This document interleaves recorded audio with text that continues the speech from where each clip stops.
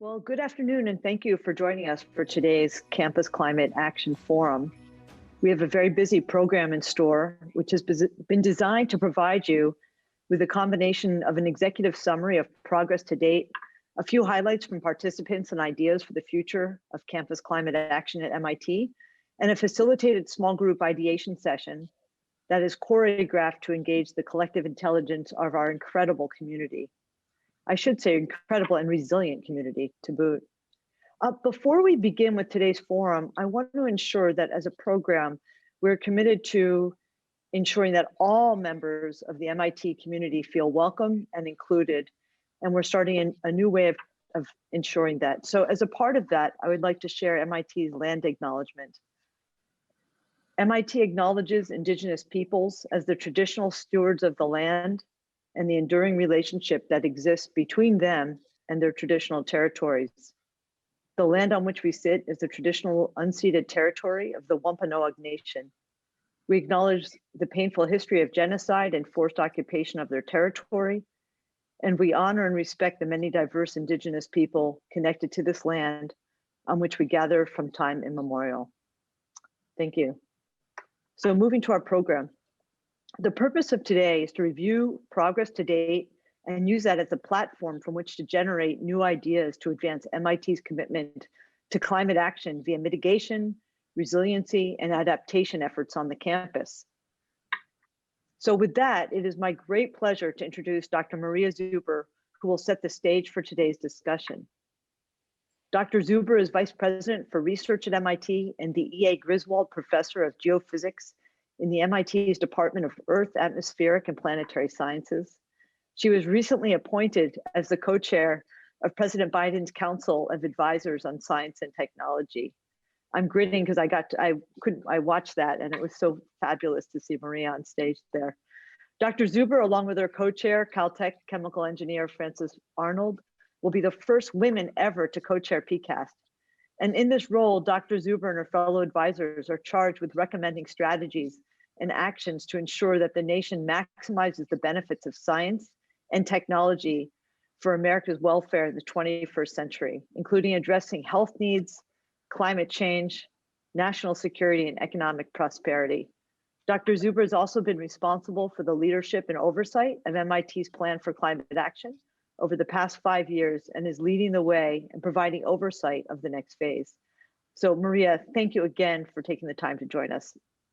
Great. Well, thank you very much, Julie. So I'm extremely pleased to welcome everyone to today's forum on what we have done to reduce MIT's carbon footprint and, more importantly, what we can do in the future. As Julie mentioned, one of my responsibilities as Vice President for Research is to oversee implementation of MIT's Plan for Action on Climate Change. Our plan is broad and far-reaching, encompassing everything from discoveries in climate science and breakthrough innovations in energy systems to training a new generation of climate leaders and telling the climate story to the world. And of course, the subject of our forum today, MIT's own contributions to the climate crisis and how we can use our campus as a test bed to reduce our own carbon emissions and show the way for others to do so as well. The plan we adopted in the fall of 2015 committed us to reduce our emissions by at least 32% by 2030. In 5 years, we are already 3/4 of the way to that goal, and we are confident that we will exceed it. We have made this progress thanks to the creativity, passion, hard work, and attention to detail of some of the people you will be hearing from today, and I'm sure many of you who are in the audience. And yet, the seriousness of the climate crisis requires us to aim higher and to do more. We knew when we adopted the plan that reducing our own footprint would be difficult, and our experiences to date confirm this.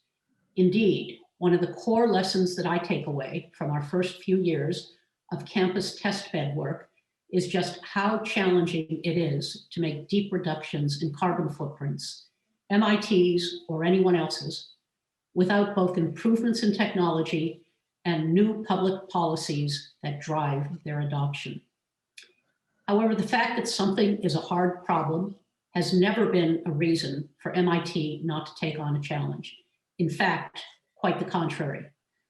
The new climate action plan that MIT will announce this spring must and will commit us to do more, to have more ambitious goals for our carbon footprint, and we will find ways to meet or exceed those goals as well. You will be hearing from some of our campus climate leaders today, and you will have a chance to ask questions and offer your ideas for how we can make further progress. We want your help, and in fact, we need your help. MIT's response to climate change is not just the responsibility of any small group of individuals or entities. It belongs to all of us. In the coming weeks, we will be holding other forums to consider what we should do in our new climate action plan to help the world grapple with this complex and accelerating challenge. I hope that you will take part in these as well. And as we are using the input we receive to inform the planned content. Please go to our climate portal at climate.mit.edu and check out the MIT resources page where climate events are listed. Even apart from climate, we have all been dealing with a lot of stress and worry over the last year. Yet I remain optimistic and hope that you can tap into your own sources of optimism as well and channel it into the energy and commitment we need to solve this problem together. Let me now turn the mic over to Joe Higgins, our Vice President for Facilities, and back to Julie, Director of the MIT Office of Sustainability. Great. Thank you so much, Maria, for your inspiring remarks and ongoing support of this work and your dedicated leadership. So we look forward to bringing you the comments from today in the coming weeks. In the short time we have here today, we cannot provide all of the details that many of you who are coming to this for the first time may be seeking, but we will be sharing a number of links with you in the chat that you can use as a reference throughout the program.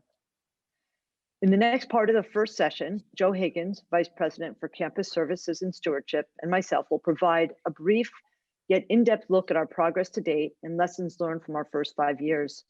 This will be followed by a brief Q&A session for clarifying questions.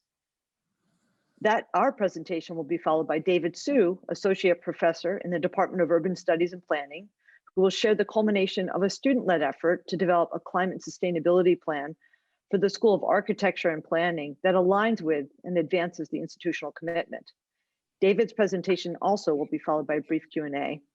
And the second half of the program is designed to engage you and hear from you. We will provide a variety of different channels for you to share your ideas and hopes as to where we go from here as a community.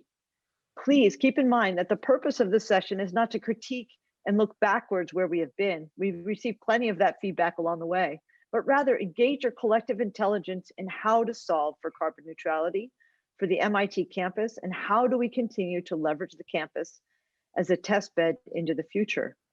We ask that prior to submitting your suggestions, you take the time and consider what might the impact be in the implication of your ideas, such as cost, disruption, impact on health, equity, or trade-offs. Again, we don't expect the answers to those questions, but those are things to keep in mind in the true MIT way of critical thinking and analysis. These are examples of the criterion we apply on a daily basis as we consider how to accelerate our own path forward. And following today's program, the Office of Sustainability will compile all of your ideas and submit these back to Dr. Zuber's office, as she said, to inform the next phase of the plan. I will begin by setting the context of the 2015 to 2020 plan for climate action, which was organized around 5 pillars, as you can see here. Okay, take a look at those. And again, today we will only focus on and begin to reimagine what was initially framed as Pillar E. As Maria suggested, there'll be other forums to look at some of the other pillars in a future dates. Okay, so in the context of Pillar E, there were 5 definitive goals that were set. And I'm very pleased to say that we've achieved or on the path to achieving with respect to emissions reductions, each of the goals. So take a look at these for a moment, okay? if you go to the next slide. Okay, so these are the 5 pillars of campus as a test bed. So as of 2020, as Maria said, our overall net emissions are now 24% below MIT's 2014 baseline, with emissions on campus reduced 6% over the previous fiscal year. And we're on track with achieving this goal and seek to exceed it. And you will learn more about this in Joe's presentation in a moment. Secondly, we succeeded in eliminating the use of fossil fuel oil and campus power generation as of 2018, and that was a year ahead of the scheduled 2019 goal. Number 3, our colleagues in facilities developed a life cycle cost analysis tool that incorporates the social cost of carbon at approximately $45. And again, for internal use. And the tool is mostly implemented on large capital projects that are executed in campus construction. Through the work, and this is implemented through the work of our good colleagues in the internal systems performance and turnover group. Number 4, in the Office of Sustainability launched a first of its kind open data platform in about 2018, and it's available to the entire MIT community via your Kerberos ID, and it's known as the Sustainability Data Pool. And as it says here, number 4, embedded within this is Energize MIT, which provides all of you with MIT Kerberos only access to energy and emission data at the building level. It's a game-changing tool, and it was one of the first in the country to be launched. And you can find a link to this in the chat now. We've actually, a colleague of mine, we've actually organized a whole course just using this data, and many other courses have now begun to tap into this data as well as research. And lastly, we collectively activated our campus as a test bed to research various carbon efficient technologies and practices and offer applied education opportunities via coursework, research, and student fellowships, focusing on the range of climate mitigation, resiliency, and adaptation efforts. So that's the brief summary of progress to date. And next, I would like to introduce my good colleague and thought partner in this endeavor, Joe Higgins. Thank you so much, Joe. Thank you, Julie. And also thank you, Maria, for your leadership over the past 5+ years on this climate action plan. And thank you also to the incredible teams working on these initiatives, many of whom are on this call today. It's truly an amazing body of work the last 5.5 years. So huge credit there. But most importantly, we're eager to hear all of your ideas today. So thank you, David, Kelly, Natalie, and Bill for joining us to spark that discussion. So Julie asked me to provide sort of a quick primer for the group. So I'm going to share some of the initiatives that MIT has been taking to reduce carbon emissions over the last couple of years, as well as some thoughts for the future.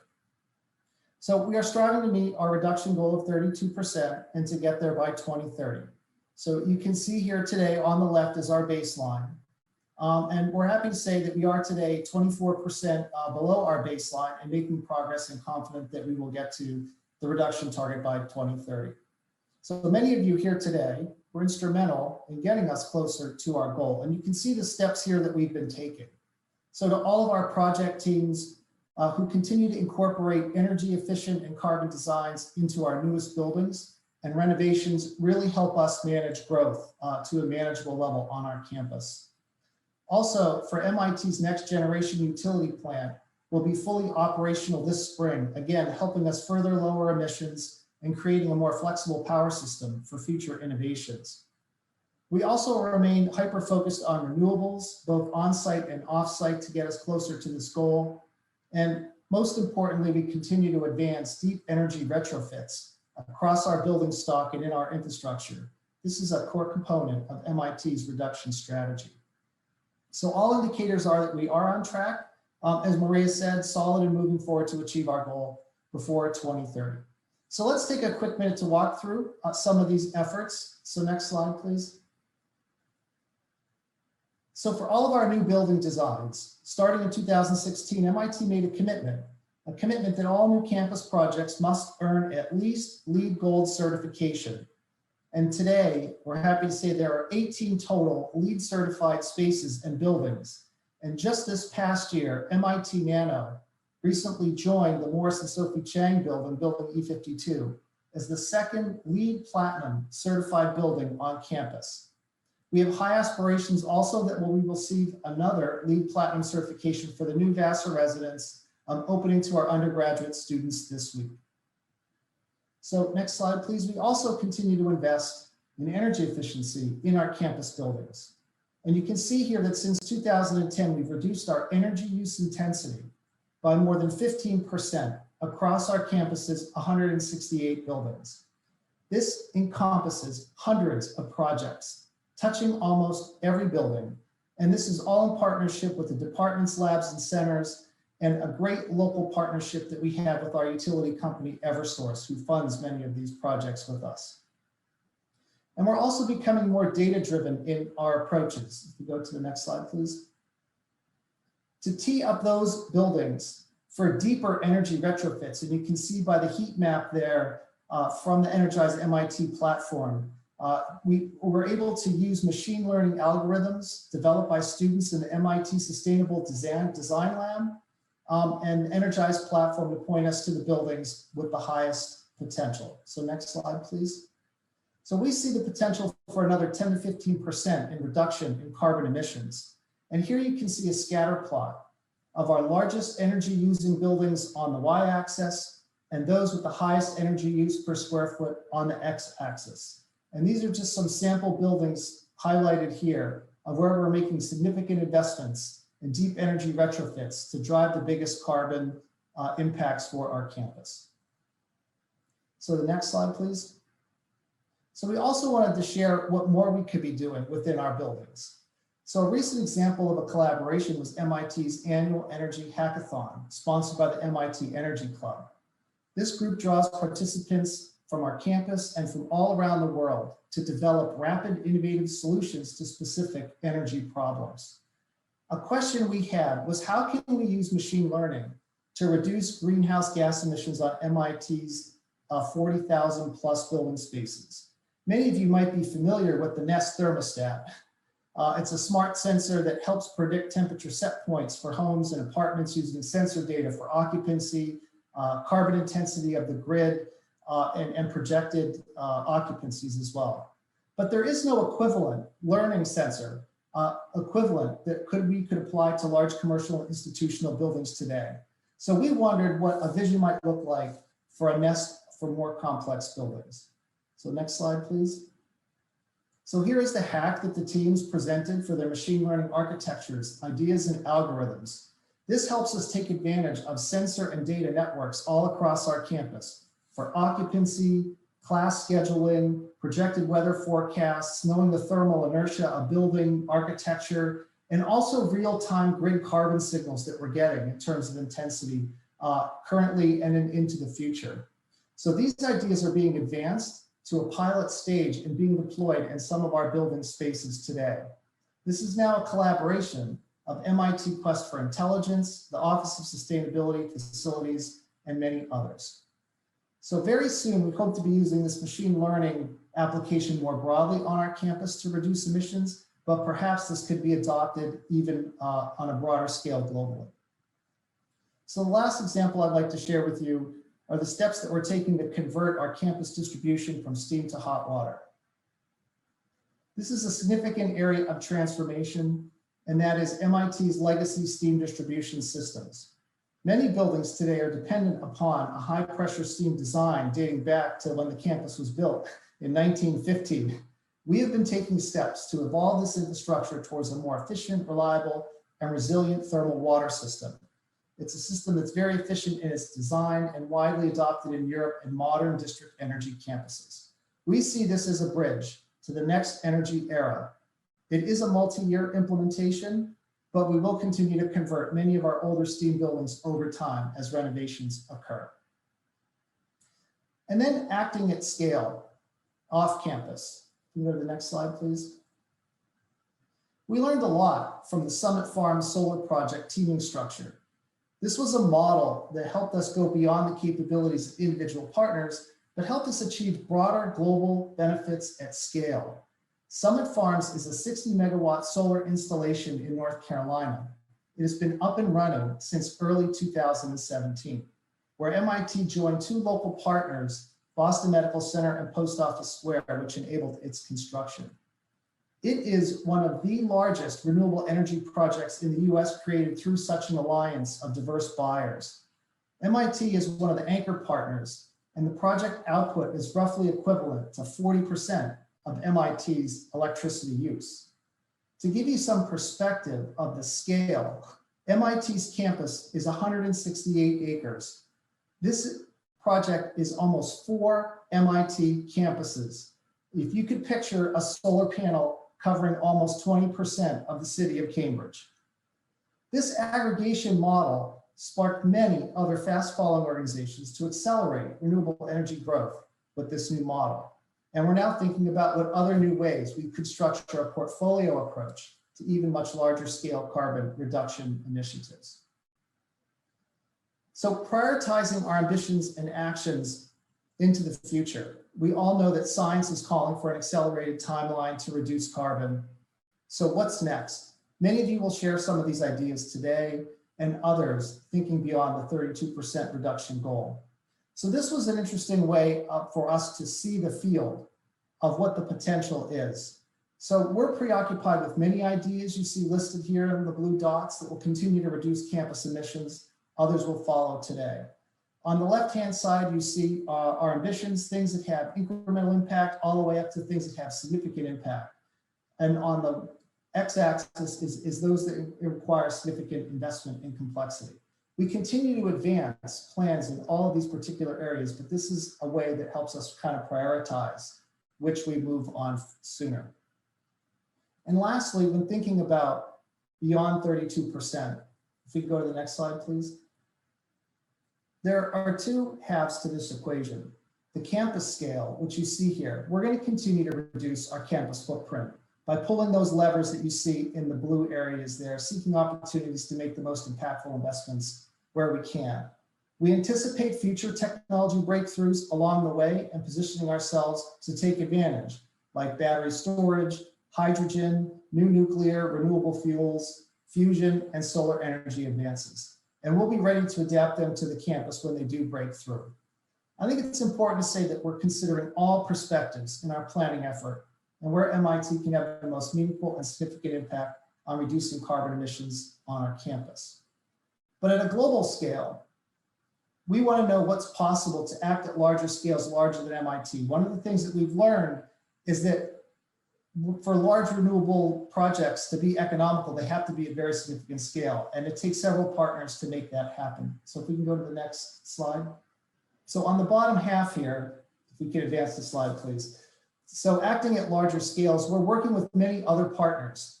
These portfolios can be even more impactful, economical, and can be completed on a faster timeline than we can with investments on our campus. So a portfolio approach would be another new way of demonstrating a repeatable model for others to fast follow.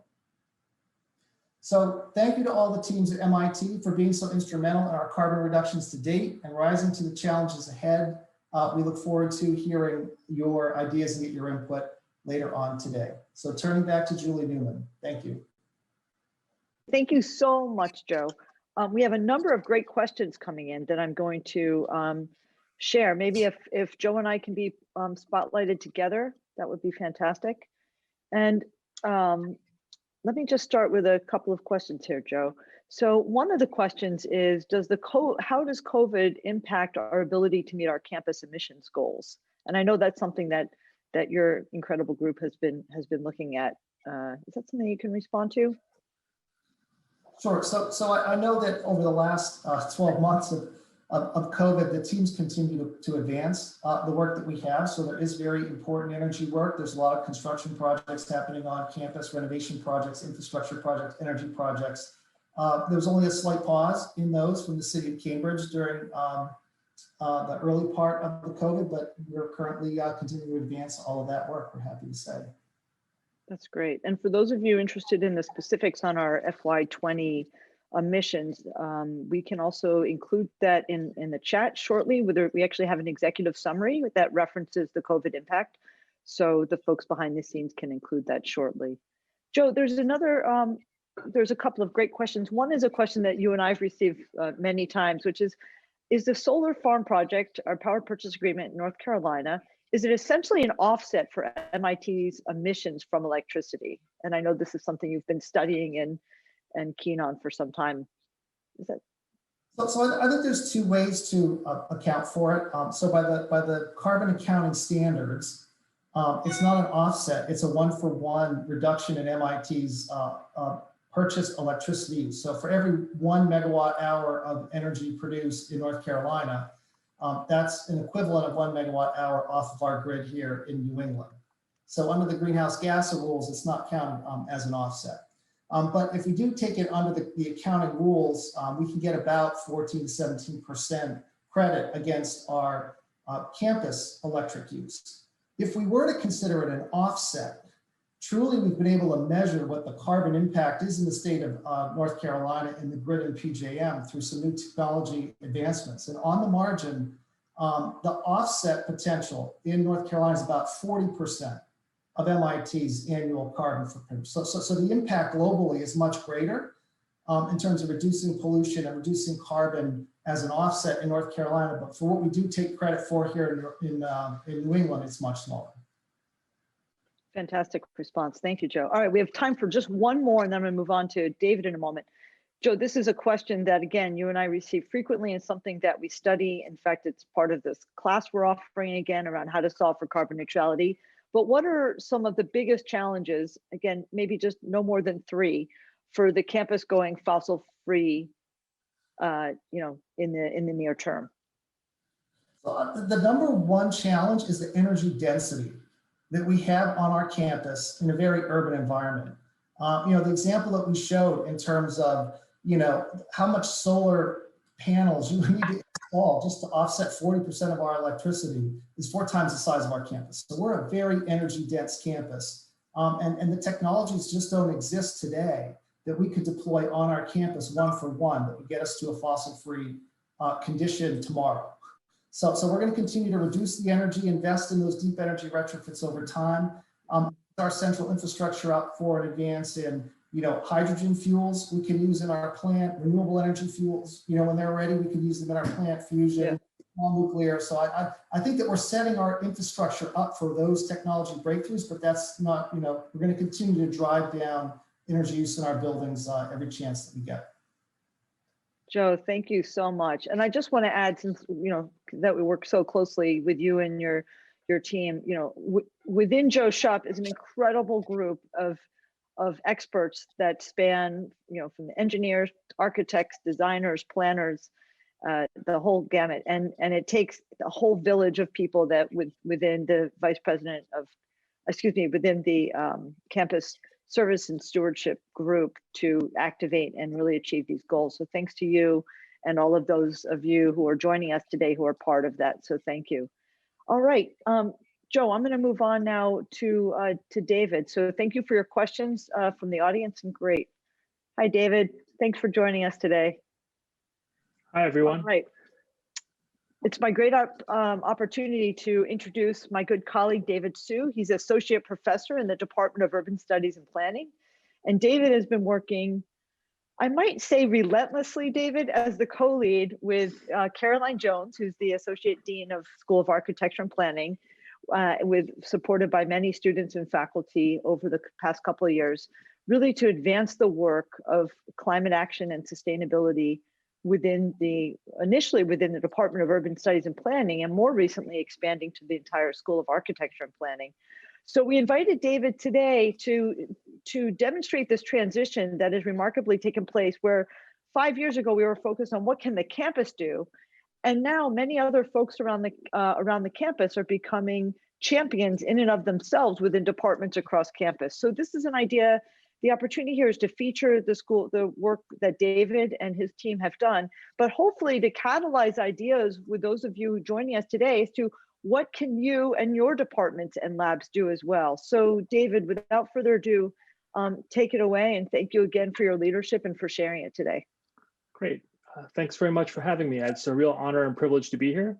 Let me just get my screen shared, but give me a second here. This is our Zoom Lives. Can you guys see the slides now, okay? You guys can see them okay? Great. So again, my name is David Vitsu. I'm an associate professor in the Department of Urban Studies and Planning at MIT, but it's a real honor and privilege to be here because I really think of this presentation as presenting on behalf of the entire School of Architecture and Planning. And we've had a fairly lengthy climate action planning process led by students, but with faculty, staff, and leadership in the department and the school. And so I'm quite proud to show you this, and also hopefully it inspires discussion and other efforts across campus. And so, you know, it's really kind of hard for me to realize sometimes. This is the culmination of more than 2 years of discussion in the School of Architecture and Planning. And obviously that 2 years coincides with the IPCC report in 2018, the special report on keeping the world below 1.5 degrees Celsius. And that really sparked a lot of discussion, a lot of alarm, a lot of concern among everyone in the school about, are we doing enough to advance on climate? And so what really emerged from that discussion process was a desire for us to educate ourselves, to be responsible for climate action, and to, by doing those two things, to show leadership. And so while MIT is developing a new climate action plan this spring, which we're very excited about, you know, as architects, planners, historians, critics, and artists concerned with the built environment, we obviously have lots of ideas about what we can do on campus, which is called Scope 1 and Scope 2, which I'll tell you more, talk more about. But we also really identified a particular area that, this is why I've been working so closely with Julie and Joe for the last couple of years.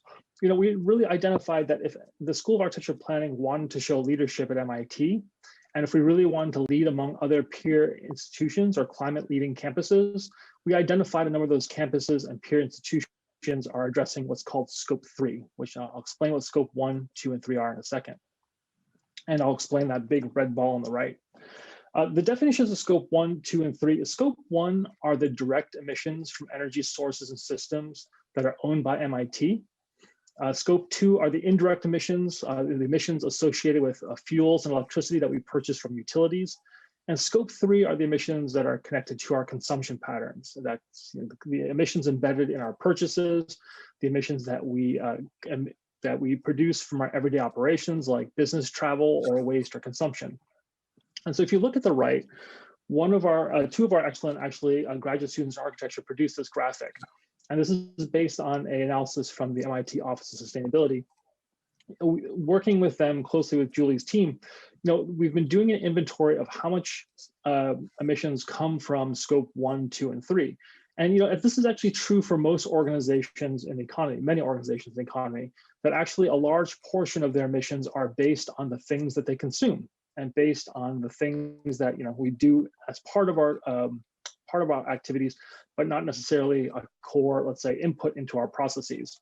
And so, you know, we looked at this and we looked at peer leading institutions that are trying to pilot programs on Scope 3. And we thought, if we can implement behavior change and we can change our own behavior and we can take action on Scope 3, that would perhaps hopefully show a path from the bottom up for other departments and labs and centers. But also this would clearly mark leadership among other universities, which are only starting to pilot Scope 3 programs. So we did an analysis for every department, lab, and center, and I don't expect you to look at this spreadsheet, except I use these kind of various red and green cells to indicate what areas we thought could be allocated to different department labs and centers for them to really initiate action. So if you look on the left-hand column here, there's direct emissions, which is Scope 1, Scope 2 are indirect electricity emissions, and then all these other things are categorized in Scope 3. And, you know, one could argue that a number of these Scope 3 things like purchased goods, buildings, construction, and fuel are things that are centralized on the MIT campus. But we quickly identified the fact that waste, business travel, and employee commuting are not small areas of emissions. And also it's important to recognize that those areas of emissions are quite unequally distributed. As a leading institution, we actually probably are more responsible for Scope 3 emissions than large parts of the world. So we use this analysis to really build kind of the conversation in each individual lab and center, and to kind of build up the conversation towards action. And so what we put in our SAP plan was some ideas for Scope 1 and 2 reductions. You know, we want to look at reducing vampire energy use. That's appliances that are on at night that people don't use. We want to reduce our utility load from heating, ventilation, and air conditioning. We want to use points 3 and 4 are ideas of information policies where we can directly inform the faculty, students, and staff about their behaviors and hopefully incentivize positive behaviors. And of course, being a school of architecture and planning, we think that we can do design competitions that hopefully give new ideas for how do we change campus facilities and planning. And this is, again, part of the larger conversation about facilities and planning that Joe and Julie just kicked off or have been working on so tirelessly. In terms of scope 3, these are actually a lot of pilots that we've, MIT Office of Sustainability and the School of Architecture and Planning have been working on for a number of years. We want to assess where greenhouse gas emissions come from in our purchasing. We want to develop a preferred vendor list. We want to try to design out waste, design efficient purchasing. We want to try to design out recycling contamination. This is actually a pilot that was planned for the School of Architecture and Planning, but has been disrupted by COVID. We want to use MIT surplus goods. And frankly, we want to just challenge SAP to come up with new ideas to reduce consumption. Another idea is to challenge DLCs to go plastic free, not as connected to climate, but quite important for the environment. In terms of scope 3 employee commuting, there's a number of ideas that we're exploring. One idea is piloting the idea of parking cash out. That's a behavioral intervention to incentivize people to drive less. We're looking at the idea of distributing free transit passes to students. That's something we have to put a price tag on, but it's something that could be worked into existing plans. And we want to actually subsidize blue bikes for students and faculty to make getting around campus easier. Now, business travel is a topic that always comes up.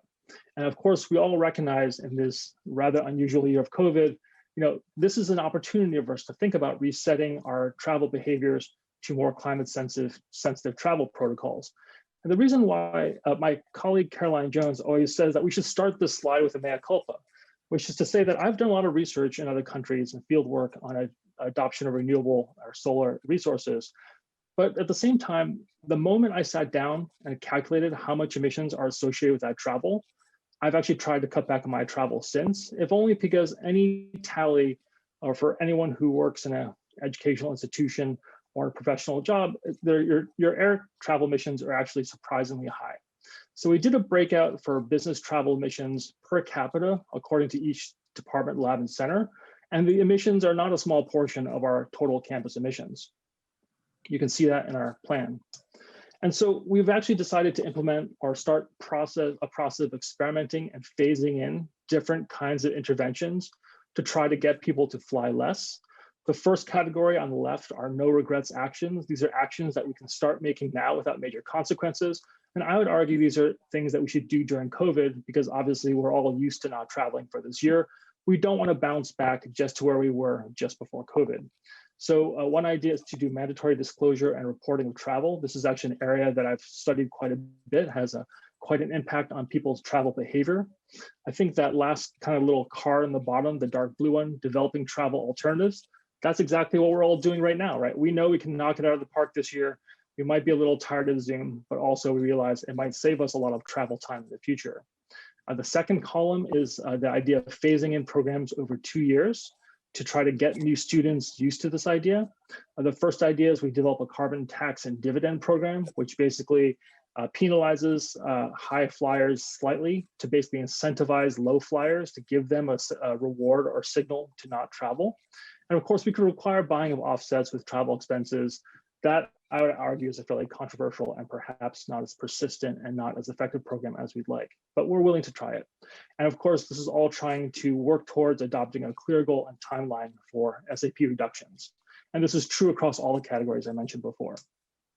So again, just to summarize in terms of business travel, I think developing travel alternatives, we've been all doing that for a year. And I think we realized that in some ways, maybe it's better to go to a conference for a couple hours than it is to fly for 3 or 4 days to get there. And all the other ones are the things we've talked about. We're going to try to phase in and experiment those over time.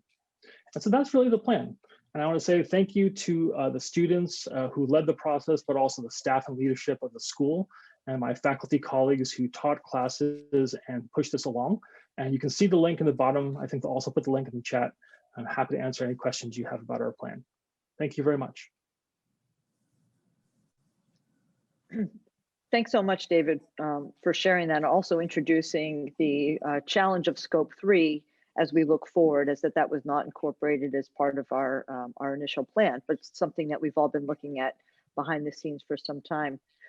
David, I believe you're going to review some of the questions that are coming in, and I think we have time for 2 or 3, and then we'll move on to the plenary. So, this is, let me take that first question. Behavioral change was marked as low impact on Joe's slide, so why focus on low impact projects? I would argue that, as Julie pointed out, the plan or Joe's slides covered mostly scope 1 and scope 2.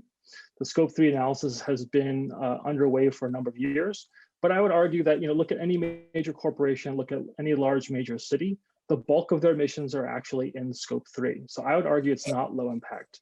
I would actually argue it's fairly ambitious. It is low investment and low complexity, but this is the part where education and culture change really matters. And another question was, what advice would you give to other DLCs that want to follow in your footsteps? That has been the most gratifying part of the process, which is since we released our climate action plan, we've actually had a number of departments, labs, centers, schools contact us about trying to implement their own climate action plans or trying to think about what they can do in terms of behavior change. This is the kind of culture change that's required to change a great institution like MIT and change the systems in which we live. So I encourage you to reach out. I encourage you to read our climate action plan. And if you have any questions, I'm perfectly happy to engage with you to talk about the process, how we built it up. But it really took, we did this more than 2 years of discussion, so you don't have to. We would be happy to tell you about things that, analyses that we can share with you, or steps or things that might come up. I think we have time for one more question if you'd like, or we're doing great on time, so we can, it's up to you guys.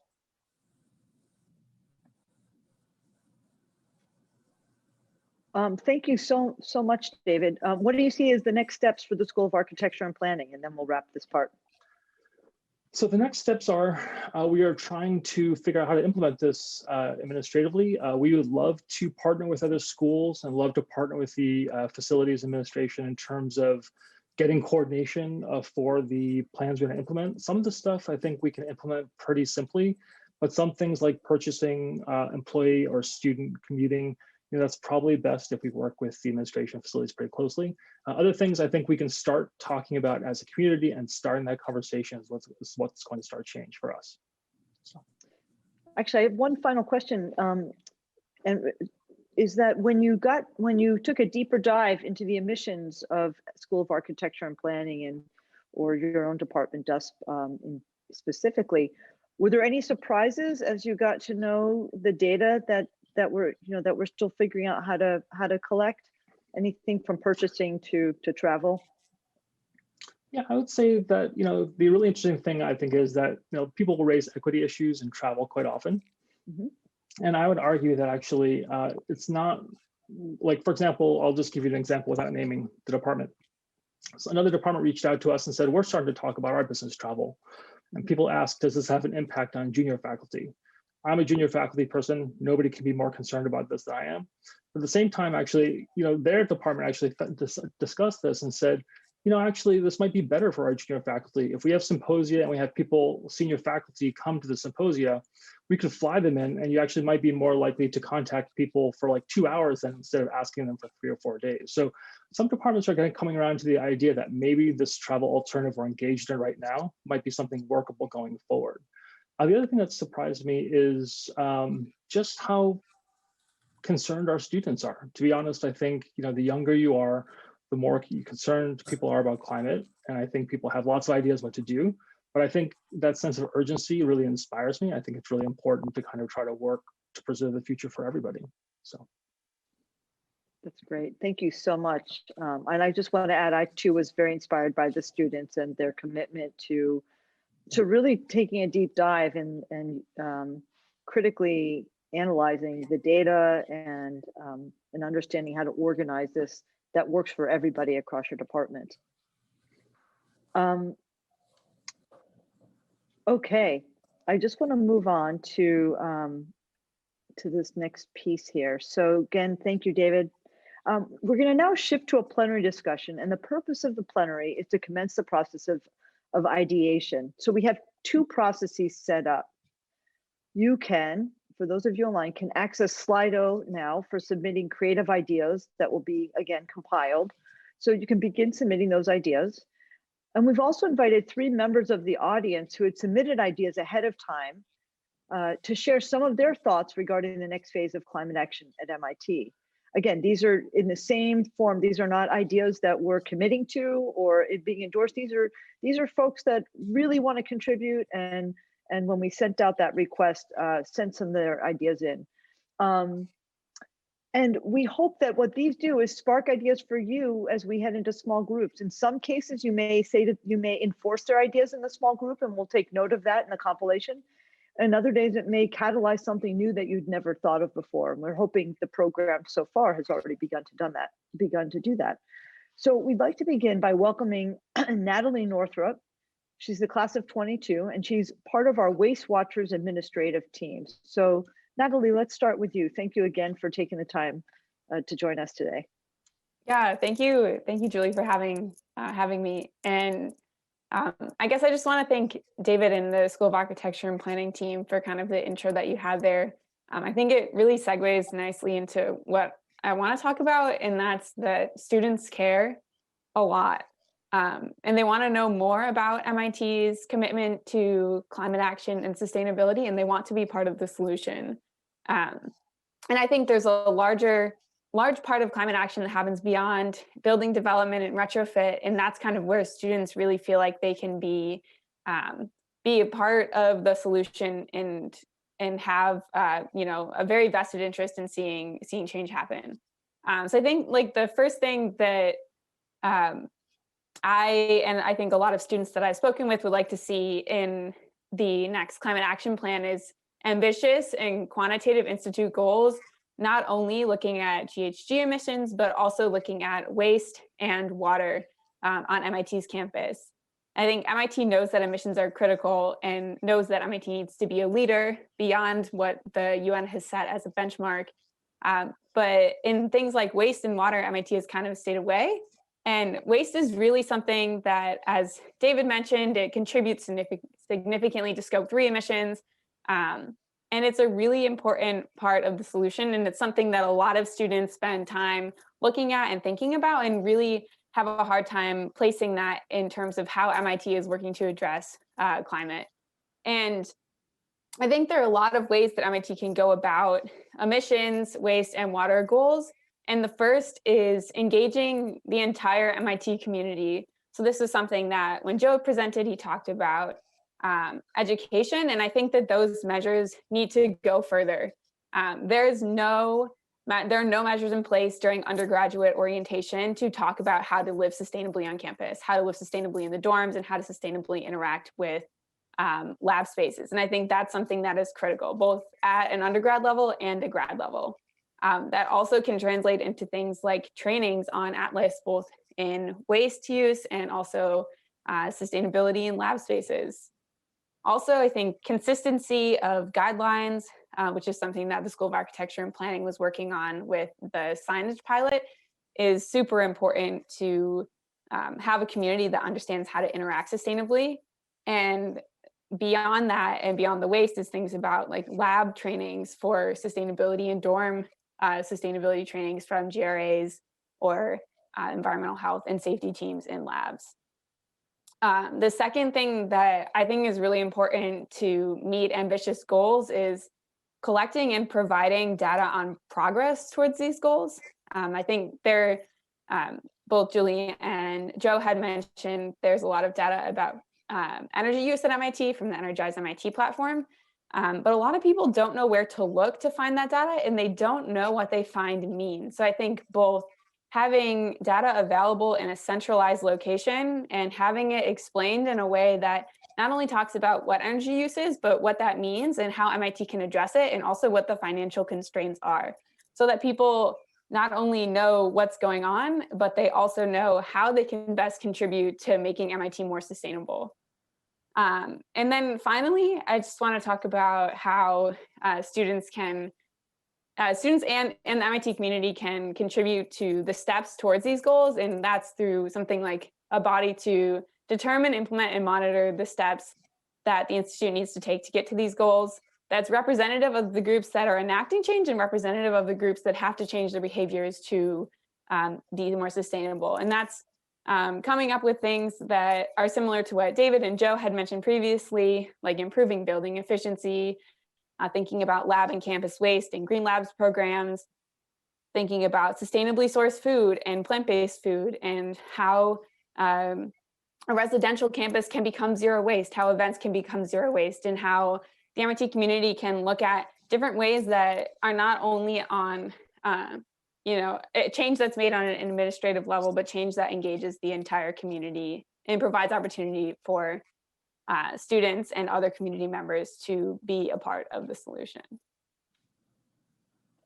Thank you so much, Natalie. Your excitement and passion is contagious, and I hope it really, again, sparks ideas in many of the folks that have joined us today. And we really look forward to, make sure you submit all of those thoughts, and we'll follow up with you as well. So we'll make sure that those get incorporated. So thank you so much. Our next presenter and idea guy is Bill Kohlhauer. And Bill is our colleague from facilities, and he is the director of project planning. So Bill, thank you so much for joining us today. I can't wait to hear what you have to say. Oh, thank you, Julia. It's great to be here. And I was just thrilled when you and Joe and David invited me to join you. And gosh, a big thank you to Nicole. I'm sure you've been kind of working hard to organize and put all this together. And this is a wonderful event. So as Julie mentioned, I'm in the Department of Facilities. So I get to work with Joe and Julie and a lot of others on a range of projects, including projects that are aimed at reducing greenhouse gases. But primarily I'm looking at deferred maintenance and kind of renewal work around the campus and mechanical, electrical, and plumbing systems.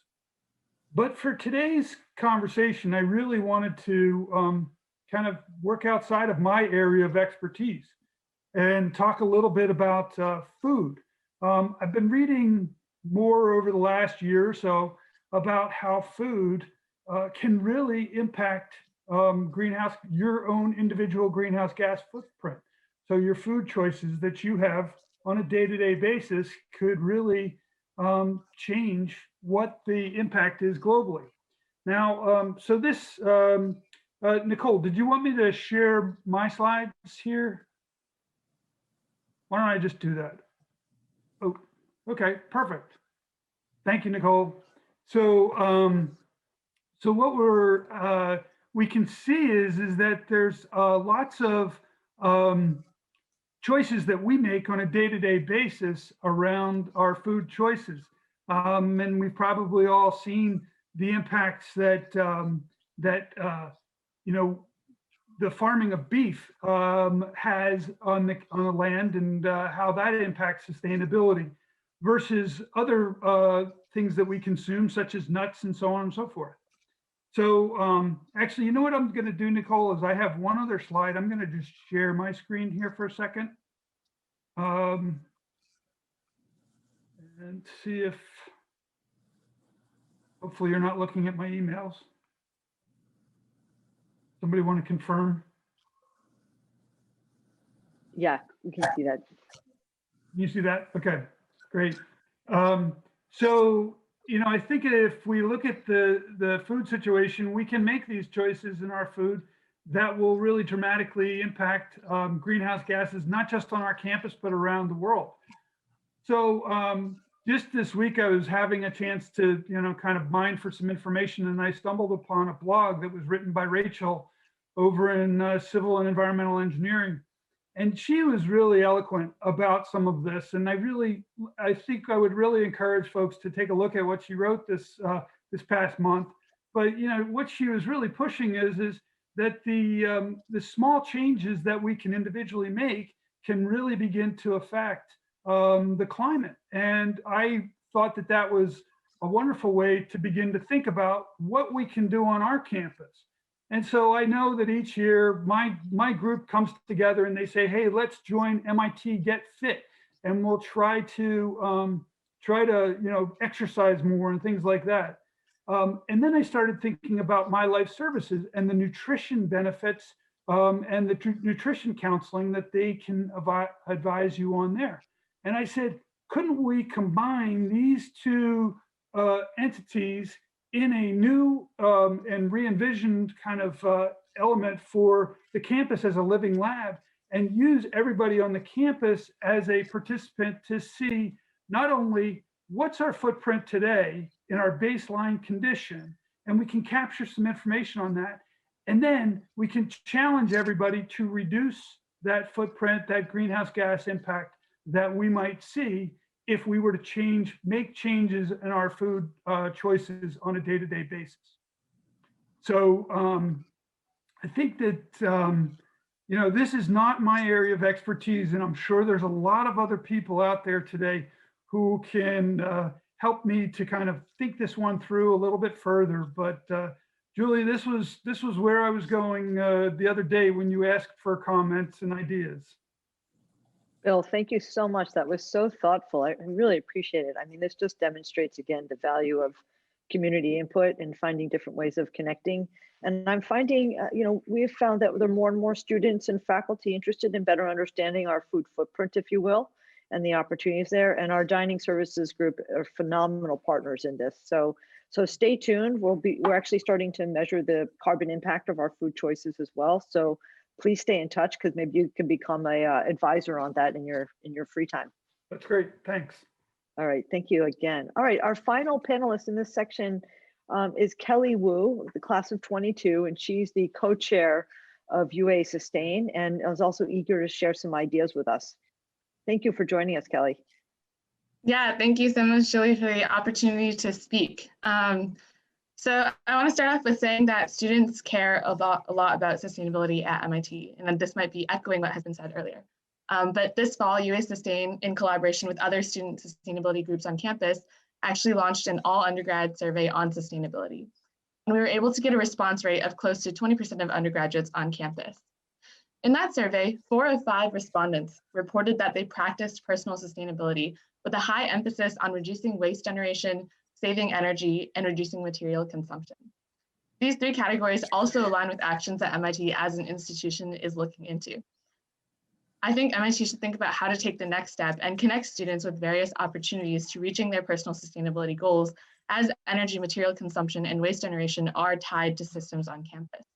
Perhaps this is in education campaigns involving students in sessions on procurement decisions or ideation sessions, or collaborating with the MIT Office of Sustainability to give undergraduate opinions on campus sustainability designs. But I know that students are thinking about this actively.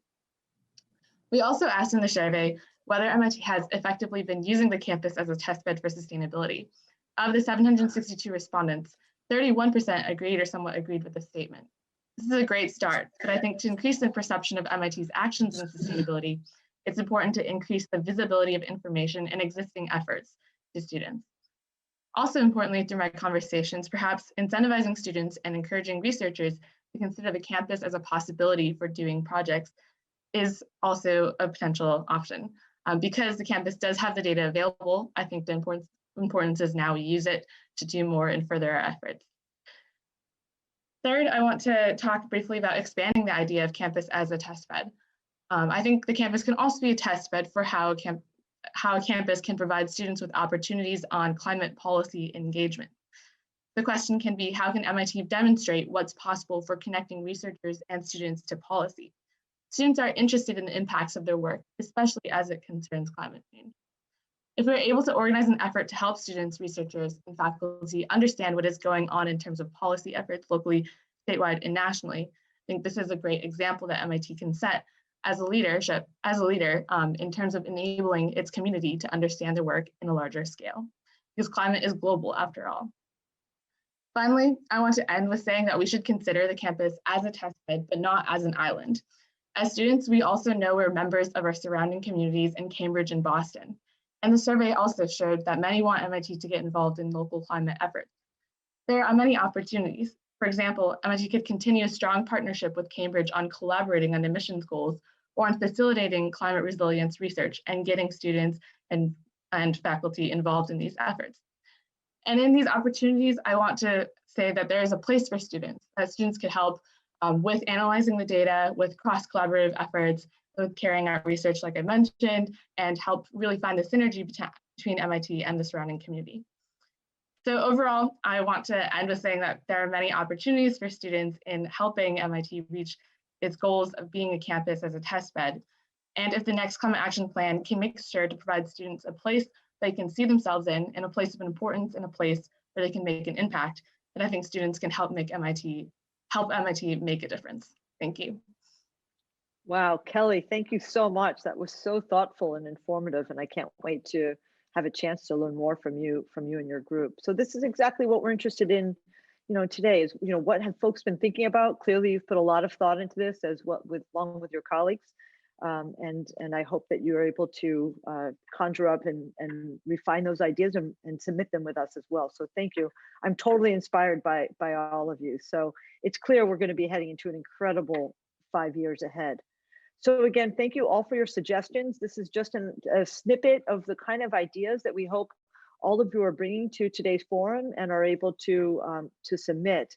So now we're going to move to breakout sessions, which we find in this online format is an easier way to converse and have and bring your ideas to the forefront. And now we can hear from all of you in essence at once. So we're going to move to breakout groups.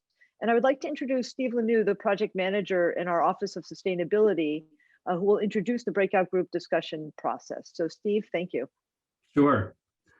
Thank you, Julie. Let me share my screen. Okay, so good afternoon, everybody. Again, I'm Steve Lanou with our Office of Sustainability. We're now going to transition into a new format. So bear with us while we try to figure it out and get it all together. It's going to allow for smaller group discussions and brainstorming opportunities collectively with our peers. So it's finally it'll be nice to connect face to face. In these breakout rooms, you'll have a chance to see, hear, and talk to other members in our MIT community to share your ideas sort of directly for climate action on campus. So guided by facilitators from our office, the Department of Facilities, the Environmental Solutions Initiative, the Undergraduate Association, Climate X, we're going to explore sort of the following questions together. So on your screen, you should be able to see these questions that we're going to tackle during our 15 minutes. And quickly, it's just sort of like trying to draw out what are the unique MIT strengths. We know there are a lot of solutions out there, but what really might be some of the MIT unique talents or organizational strengths that we have that we can apply. Next is thinking about sort of what are you personally passionate about that you feel would be a strong contribution to what MIT undertakes in its climate action plans. And lastly, sort of really important one is thinking about how can we activate and engage the entire community to help implement the plan. And that's all levels, all walks of life, so that everybody has a role and knows what that role is and feels activated to participate. So what we're going to do is we are all going to break out into a Zoom. So as I said, bear with us. And what we're going to do essentially is we're going to navigate to the breakout room. You should see up in your right-hand corner of your screen, the click button to join here to join a breakout room. And everybody will then start seeing their community come together in the Zoom. And then we will be breaking into individual breakout sessions where we'll have 15 minutes to discuss sort of these questions, and each room will have a facilitator. And at the end of 15 minutes, we will return all to the Zoom together, and we'll quickly hear some of the top sort of highlights from a handful of the breakout groups. We won't hear from all of them, but we'll be sure to capture all of the input that we get and share it back to all of you. So without further ado, please go ahead and click on this area in order to get to the Zoom. And this will sort of conclude the webcast component of today's forum. And we will all stay within the Zoom for the breakout session and then some final wrap-up words from Julie. So I think that's it. So please go ahead and click on the link to get into the Zoom and accept whatever invitations you get for the Zoom. So I hope everybody had a good session. 15 minutes, obviously, is not a lot of time, particularly when we have the head and the tail to navigate to make sure we're in the right place. But I think we are in the right place. At least the people who I can see are in the right place. Everybody else will have to find out how their sessions went. So we have just a few minutes here. And what I would like to do is just ask three of the facilitators from their group to give us just a sense of a highlight or two of what they learned, what surprised them, what sort of cool idea they might have had. So I'm just gonna call out, I hope that they're here. Sarah Myers, are you here? I am here, and now I'm unmuted. I am here. Oh, great. Let's see, 3 highlights. One of them was that it's great that that we have made tons of progress towards this 32% reduction. And does that then mean that we can set a more aggressive goal for the next time? And one conversation was to say, what if you just set that goal for 100% and then measure the gap, the decreasing of the gap between where you are and where we ideally want to be, versus setting a goal that's, you know, sort of you hit the goal. Another idea was this balance between having, there are a lot of things we do, especially around buildings, that's maybe sort of hidden from view publicly. So it's not like big splashy things that people notice what MIT is doing, even though it's having an impact on its emissions. So how do you balance that against having projects that are more visible? So things like if you were to electrify all of the transport, that would be very visible. How do you sort of have a balance between, you know, big flashy projects and that maybe don't cut emissions as much, but also the smaller, quieter ones that make a big difference in emissions? And then this last thing was, there was a lot of conversation around transparency and data transparency and needing more transparency with data. And on the flip side, there is a lot of data out there, and sometimes maybe there's too much data out there, and the problem is that it has not been interpreted well. And so you can show people a whole lot of data and they don't know what it means. So how can we be better at communicating what the data is telling us? Great. Terrific. Thank you. Okay, next, let's hear from Janine Talbot from our Department of Facilities. Hello. Campus Planning. Hi. I was a facilitator in group 5, and I know we only have 15 minutes, but I have a ton of notes. People are like overflowing with ideas. It's awesome. So great. So I think on the first point, the you know, how is uniquely MIT strengths can be applied to our campus, you know, climate action plan. I think to summarize really quickly, we have the students, we have smart, capable, enthusiastic students that care about this. We have the best, you know, best and brightest in terms of faculty and staff working at MIT, and we have the influence of being an example. We can really be an example for other colleges and universities, and so those are 3 strengths that really MIT has, you know, to bring to bear. In terms of passionate about and also suggestions for activities, so passionate about, there's a broad range of passions. Everything from incorporating environmental equity, like social equity and environmental equity, understanding that the choices that we make for our policies and consumption have impacts on, you know, somebody in Kuala Lumpur.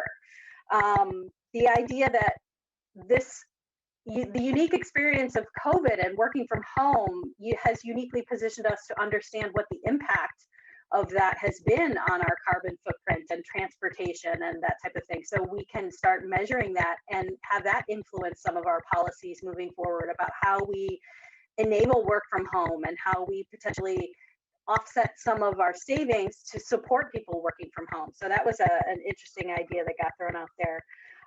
There was the idea about some of what we should be looking at is also how we can leverage our legal influence. for instance, the idea that was brought up about packaging laws. You know, where can we bring to bear our influence on, you know, some packaging laws about really striving to move the dial on biodegradable plastics. And then I think people were, you know, there was a comment that was made that we were glad to see that transportation was part of the comments and, you know, part of the considerations. You know, some of the traction that we're achieving on electrifying our fleet, and then how can we, you know, actually even accelerate supporting others in electrifying their transportation by, I know we're doing a lot of work expanding EV stations on campus, but can we do that, you know, more of that?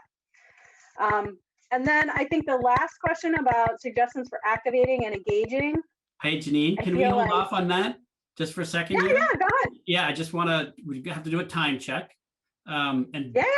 so all the facilitators, be sure to keep your notes, and then probably best just to email them to me and we can connect after this. But I want to do a check-in with our directors here. It's 2:31, and I presume we should now offer Julie a chance to close, or we can yes, or hear from one last breakout group if people want to stay on for a bit longer. But I'd like to hear from our directors. Great. Well, I think we'll close since it's time, but by all means, if people want to hang on for a little bit, but let's bring closure. And then for folks who want to hang on, you can stick around for a couple minutes as if we're lingering, you know, in the auditorium together. We can't wait to do that. So in short, really, we just want to thank all of you for joining us today. It's hard to believe it's already been an hour and a half together. The forum truly demonstrates the willingness and the excitement of all of you in the MIT community to constructively engage in dialogue and challenge one another on how to solve for carbon neutrality and accelerate our climate actions on campus. As you've heard today, it's going to require commitment combined with imagination and willpower of the entire MIT community. So please remember that climate action planning, it's an iterative process. We're going to need to continue to come together, to review our plans, to do more ideation, develop better processes, and measure our progress over time to inform our ongoing efforts to meet and solve for the greatest challenge of our time. So again, I can't thank you enough for taking the time out of your schedules for joining us. A big thanks to Maria Zuber for joining us and her willingness to hear from us and engage with this process. A big thanks to Joe Higgins and David Sue for presenting and inspiring the community in our actions. And of course, to Steve and all of the facilitators who are willing to take the time out to seek and collect the ideas from those who joined us today. And keep in mind, you can continue to submit your ideas. Rebecca just sent the link in the chat today. We can have that available. Feel free to share that with colleagues of yours or groups, offices, clubs, classes that of folks who weren't able to join us today but have ideas to share. I believe, Nicole, that will be open until February 28th. Is that 26th. correct? 26th, right? That's a Friday. So that link will be open through the 26th, and then soon after that, we'll compile anything that comes up into that date into one document. We will also make that document available, most likely via our website for starters, to the public so that they can see the culmination and the synthesis of all of your amazing ideas. So again, thank you again, and any and all feedback welcome. And if you'd like to hang out to just say hello and continue the dialogue for another couple of minutes, we'll stay here. And for those of you who have to go, thank you again, and enjoy the long weekend.